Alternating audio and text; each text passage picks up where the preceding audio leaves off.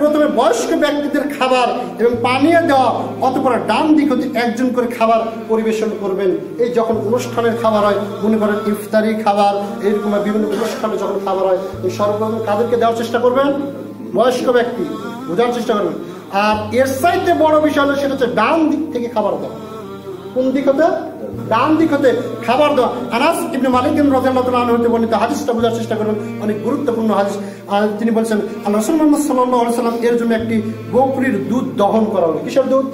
বকরির দুধ দহন করা হলো।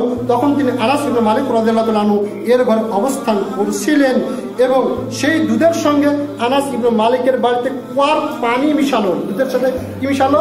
পানি মিশালো, যাতে করে খাবারটা সুন্দর হয়। অনেকের শুধু দুধ খেলে সমস্যা হয় না, পানি দিলে কি হয়? এটা অবশ্যই বিজ্ঞানিক কিছু থাকতে পারে। তিনি বলছেন পানি মিশানো হলো, তারপর পাত্রটি আল্লাহ রাসূল মুহাম্মদ সাল্লাল্লাহু আলাইহি ওয়াসাল্লামকে দেওয়া হলো, তিনি তা হতে পান করলেন। ওই পাত্রটা আগে কে খেলেন? রাসূল মুহাম্মদ সাল্লাল্লাহু আলাইহি ওয়াসাল্লাম। বোঝার চেষ্টা করুন, এখান থেকে গুরুত্বপূর্ণ বিষয় রয়েছে। আল্লাহ রাসূল মুহাম্মদ সাল্লাল্লাহু আলাইহি ওয়াসাল্লামকে দিলেন, তিনি সেখান থেকে কি করলেন? সেখান থেকে পান করলেন। পাত্রটি তার মুখ হতে আলাদা করার পর তিনি দেখলেন যে তার বাঁ দিকে আবু বকর। আবু বকর কোথায়? বাঁ দিকে। আল্লাহ রাসূলের পরে খলিফার মধ্যে সর্বশ্রেষ্ঠ এবং উত্তমকে আবু বকর রাদিয়াল্লাহু তাআলা আনহু। নবীর পরে সর্বশ্রেষ্ঠ সাহাবীদের মধ্যে, কথা সাহাবীদের মধ্যে সর্বশ্রেষ্ঠ এবং দামি যেই ব্যক্তি তিনি হচ্ছেন, সর্বপ্রথম কে আসবে? আবু বকর রাদিয়াল্লাহু তাআলা আনহু। তিনি রাসূলের কোন সাইডে ছিলেন? বাম দিকে। বোঝার চেষ্টা করবেন। আর ডান দিকে একজন বেদুইন একজন ব্যক্তি ছিল, গ্রাম্য একজন ব্যক্তি, গ্রাম্য ব্যক্তি, বেদুইন ব্যক্তি, গরিব ব্যক্তি, দূর থেকে এসেছে।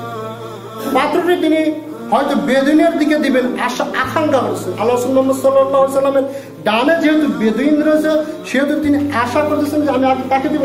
বেদুইনকে দেব। তো উমর রাদিয়াল্লাহু তাআলা আনহু তিনি দেখতেছেন বেদুইনকে আগে দেবে, আমাদের মধ্যে সর্বশ্রেষ্ঠ কি? আবু বকর। আমাদের মধ্যে দামি ব্যক্তি কি? আবু বকর।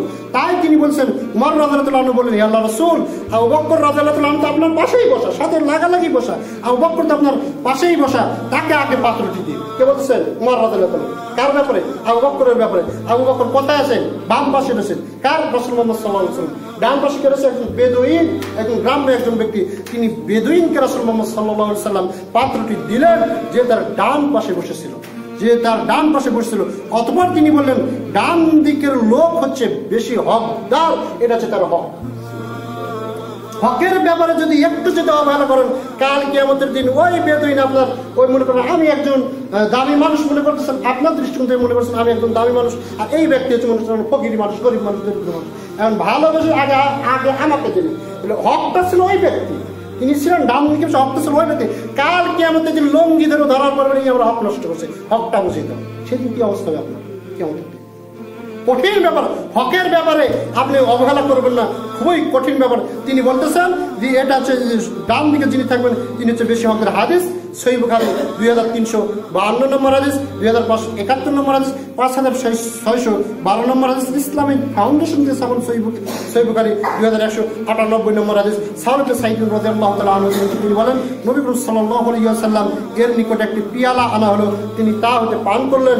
তখন তার ডান দিকে ছিল একজন বয়োকনিষ্ঠ বালক এবং বয়স্ক লোকেরা ছিল বাম দিকে। এখন এইরকম পরিবেশ হলো যে আমি বড়দের বৃদ্ধদেরকে আল্লাহ রাসূল দিতে, বৃদ্ধদেরকে সর্বপ্রথম কি করতে হবে? দিতে বলতেন।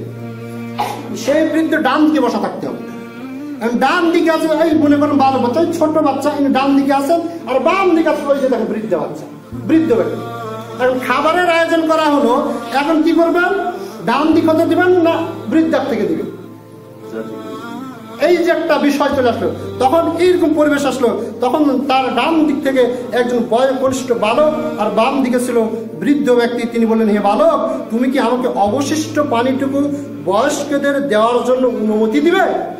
যদি আপনাকে যদি দিতে হয় অনুমতি নিয়ে দিতে। ওই বালকের কাছ থেকে শুনতে হবে, আমি বাম দিক হতে ওই বৃদ্ধা থেকে দিতে চাচ্ছি, তিনি বয়স্ক ব্যক্তি, তাকে আগে দিতে চাচ্ছি। হ্যাঁ, তাহলে তুমি যদি অনুমতি যদি দাও তাহলে তাকে দিব। তাছাড়া আল্লাহ রাসূল বলতেছে ইচ্ছা করলে ইয়া করতে পারে, কিন্তু আল্লাহ রাসূল ওই ছাড়া কোনো কাজ করতে না। যেইরকম তাকে জানিয়ে দেওয়া আছে সেইরকম দিন আমল করে। আমরা অনেক কি বলতাম, এ নেতা এসে তাকে নেতার কাছে শুরু করো, কত যে মারামারি খাবার নিয়ে দামি ব্যক্তিকে আগে না দেওয়া। তাই তিনি বলতেছেন, সে বললো, হে আল্লাহ রাসূল, আপনার নিকট থেকে ফজিলত পাওয়ার ব্যাপারে আমি আমার সে অন্য কাউকে প্রাধান্য দেব। মানে তিনি বলতেছেন আল্লাহ রাসূলের কাছ থেকে উনি নিবে, আগে নিবে, আগে ফজিলত। তিনি বলছেন এটা তো আল্লাহর পক্ষ থেকে একটা ফজিলত যে রাসূল মুহাম্মদ সাল্লাল্লাহু আলাইহি ওয়াসাল্লাম আমাকে খাবার দিচ্ছে, হাত তুলে দিচ্ছে, যার ফলে আমি কাকেই প্রাধান্য দেব যতই বৃদ্ধ হোক না কেন।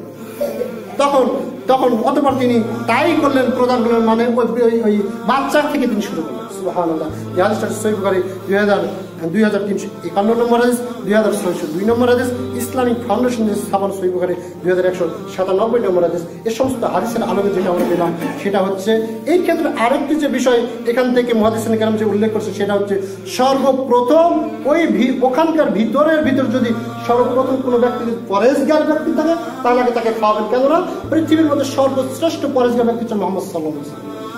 ওই যে যখন তিনজন ব্যক্তি যখন বসা ছিলেন সর্বপ্রথম কে খেয়েছেন? মুহাম্মদ সাল্লাল্লাহু আলাইহি ওয়াসাল্লাম। খাওয়ার পর বেদুইনকে দিলেন, খাওয়ার পর কাকে দিলেন? বেদুইনকে দিলেন। সর্বপ্রথম আপনি যদি ডান দিক হতে দেওয়ার পূর্বে সর্বপ্রথম যদি ইচ্ছা করেন আমি সর্বপ্রথম পরেশগার ব্যক্তি দ্বারা শুরু করব সর্বপ্রথম, সেই ক্ষেত্রে আপনি সর্বপ্রথম ইমামকেও দিতে পারেন, বা এই যে পরেশগার ব্যক্তি রয়েছেন মনে করেন কোনো একজন আমির চলে আসলো, জমিয়তের আহলে হাদিসের এদের একজন আমির চলে আসলো এবং আমরা মনে করি তারা আমাদের সাথে অনেকটা পরেশগার ব্যক্তি, সেই ক্ষেত্রে তাকে আপনি দিতে পারেন। তারপরও চেষ্টা করবেন যিনি ডান দিকে রয়েছেন তার কাছ থেকে অনুমতি নেওয়া, তাকে দিতে চাচ্ছে তোমার অনুমতি, তুমি যদি বলো তাহলে আপনি দেন, কোনো সমস্যা নেই। সে যদি অনুমতি দেয় বৃদ্ধার থেকে শুরু করো তাহলে আপনি বৃদ্ধাকেও দিতে পারেন, তাতে কোনো সমস্যা হবে না। বৃদ্ধাকে আগে দিবেন তার মানে এরকম নয় যে বাম দিক থেকে শুরু করবেন। বৃদ্ধা যেহেতু ডান দিক আছে, বাম দিক আছে, তাকে একটা দেওয়ার পর আবার ডান দিক থেকে শুরু করতে হবে। হাদিসটা বোঝার চেষ্টা করুন। তাহলে এখান থেকে যেটা আমরা পেলাম সেটা হচ্ছে বৃদ্ধাকে যথাসাধ্য চেষ্টা করেন প্রথম দেওয়ার, আর যারা বৃদ্ধ রয়েছেন তাদেরকে অনুরোধ করতেছে অন্তত ডান দিকে বসার বেশি চেষ্টা করেন। আল্লাহ রাসূলের জামানায় যেহেতু বৃদ্ধরা আগে থাকতো তার মানে তারা সালাতে অগ্রসর বেশি ছিল, তার ইবাদতে অগ্রসর বেশি ছিল। আজকে বৃদ্ধরা সালাতের অগ্রসর কম, ইবাদতের খুঁজে পাওয়া যায় না, দাওয়াতের জন্য আহ্বান করুন খুঁজেই পাওয়া যাচ্ছে না। সুতরাং বৃদ্ধা যারা হবেন তারা পরকারের চিন্তা বেশি করতেন, তারা আগে ভাগে মসজিদে আসতেন, আগে ভাগে কোনো দাওয়াত আগে ভাগে আসতেন, এসে তারা ডান দিক দিকে বসতেন। সুতরাং যারা বৃদ্ধা আছেন তাদের ডান দিকে বসার বেশি